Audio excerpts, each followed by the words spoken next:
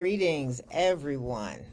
My name is Dr. Deborah, and I'm here to discuss a variety of biblical topics. Today, I'm going to discuss why America didn't want our enslaved ancestors to read and the irony behind that situation. If you would like immediate responses to your questions or concerns, please post them this evening during the Facebook Live presentation. I intend to respond immediately after today's Facebook Live presentation has ended and after I have posted it on my YouTube channel titled The Gospel of the Kingdom, period. I appreciate your gracious interest and I thank you for your kind support. Let me begin by dedicating this video to my magnanimous cousin, Pastor John J. Davis, the dynamic pastor of Iconium Missionary Baptist Church. He is the audience during most of my Facebook Live presentations, and I appreciate him. His perceptive comments made during my previous video titled, Why Racism is the Catholic Church's Attempt to Prove God Wrong, caused me to produce this video.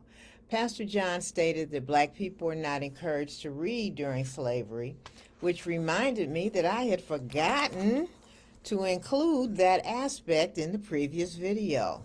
Thus, the purpose of this video is to explain why America did not want our enslaved ancestors to read and the irony of it all. What's the irony?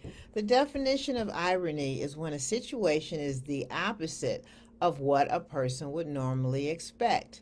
The irony is that the letters we use in the English alphabet today were invented by the black Hamitic tribe known as the Canaanites. The Canaanites were descended from Canaan, who was the youngest son of Ham in Genesis 10 and 6.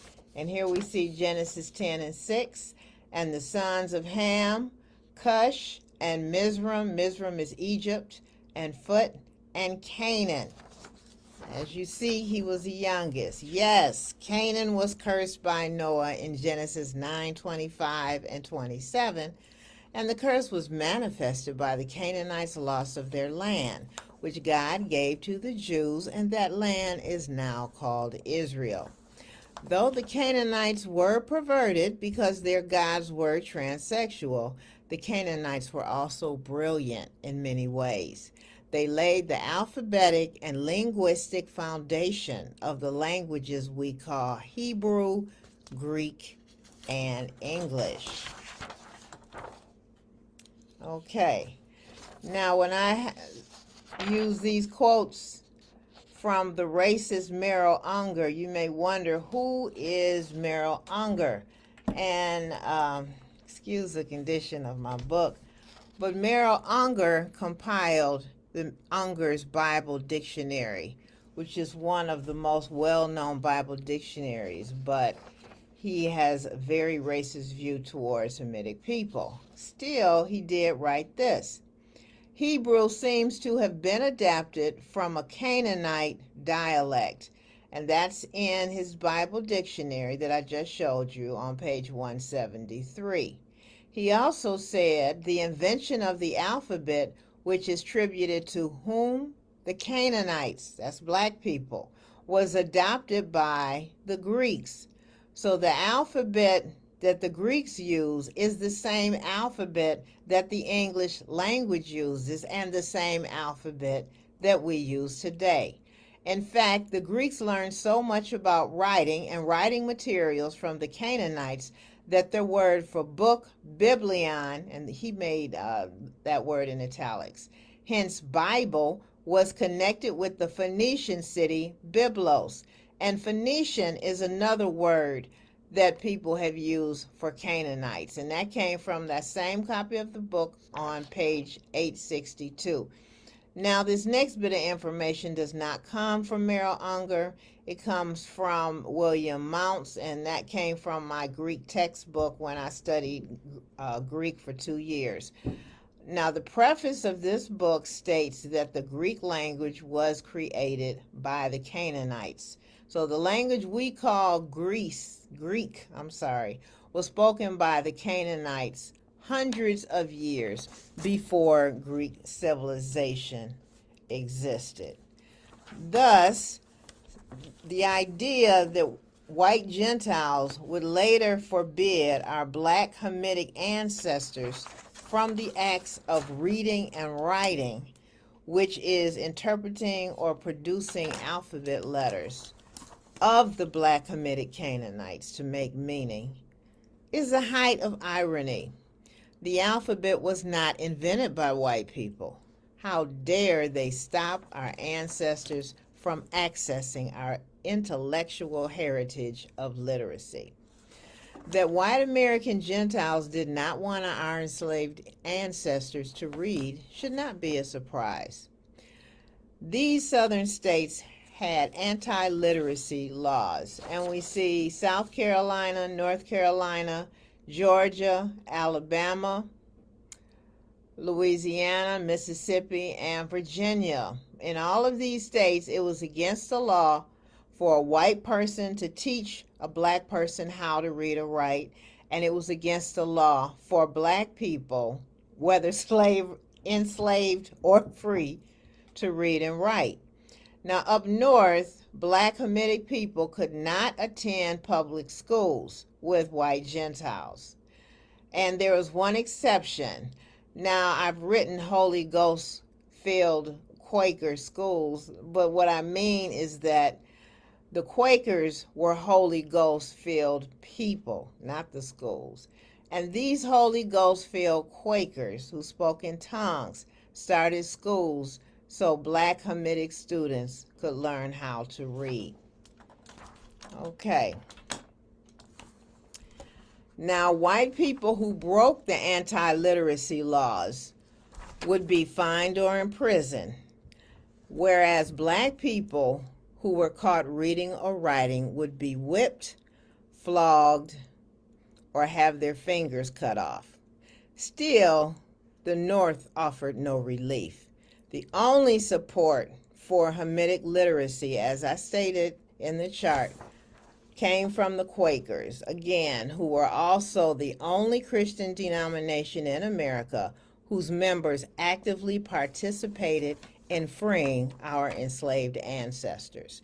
During slavery, the reasons stated for banning our ancestors' literacy were that literate slaves could forge papers of emancipation or plan slave insurrections, as such as Matt Turner, who was literate, did.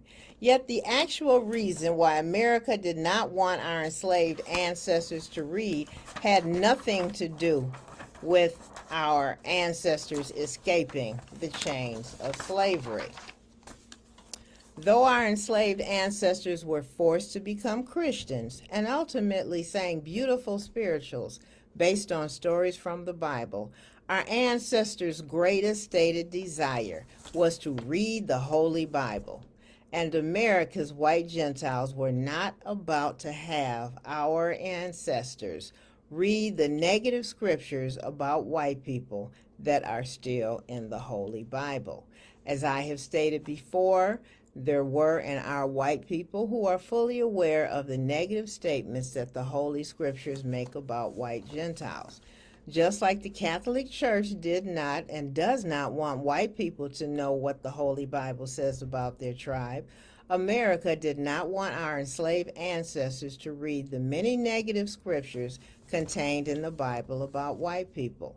America knew that if our enslaved ancestors were able to read of white people's negative biblical history, and even more dangerously, of black Hamitic people's great accomplishments during the Old Testament, such as civilization, world domination, and literacy, it would be impossible for black people to remain enslaved.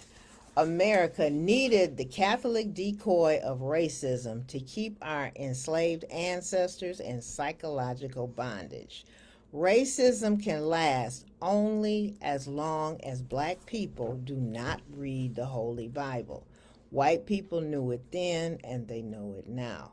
Thus, the reason why America did not want our enslaved ancestors to read is the same reason why the Catholic Church did not want the Holy Bible to be translated into English, German, and other languages of Europe. They did not want anyone, black or white, Hamitic or Gentile, to know what the Holy Bible said about the white Gentiles. The decoy of racism will continue to deceive the world until people begin to read the scriptures of the Most High God. Yes, it's time for the truth to be revealed. Thanks again, cuz. Thank you for listening. Now, please subscribe to my YouTube channel or follow me on my Facebook page so you won't miss a single video. Please like, share, and make comments on these videos, especially if you learned anything about the scriptures. My Facebook page is Dr. Deborah 7 p.m. SATEST. My YouTube channel is The Gospel of the Kingdom, period. And my website is drdeborahbooks.com. For any of my 4 free books that you can download from my website, they are How to Read the Bible. It's only 19 pages. Time Out for the Reprobate Saint with wonderful cover art by the late Eric Dinkins and Ariel Echevarria. And The Gospel of the Kingdom, which explains the keys of the kingdom and the gospel of the kingdom that Jesus preached. And my most recent book, The Black Sons of Abraham, is 235 pages, but it also has pictures. Okay, and we do have wonderful cover art by Darian Greer. We see Moses and his 7 black sons. Maybe you'll join me next Saturday at 7 p.m. in the Eastern Time Zone when I plan to begin a new series titled Why White People Who Are Not Christians Are the Backward Tribe of the New Testament, to be followed by a series titled King David and the Brothers, Lord Willing. Blessings in Jesus' sweet name.